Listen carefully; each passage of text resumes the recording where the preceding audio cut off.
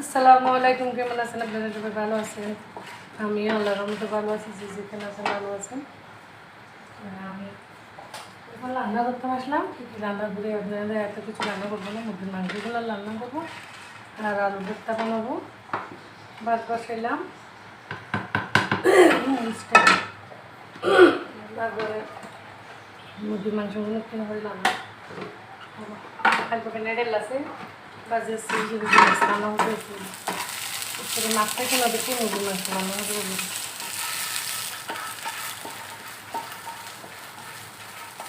আলু ভর্তা বানাবো।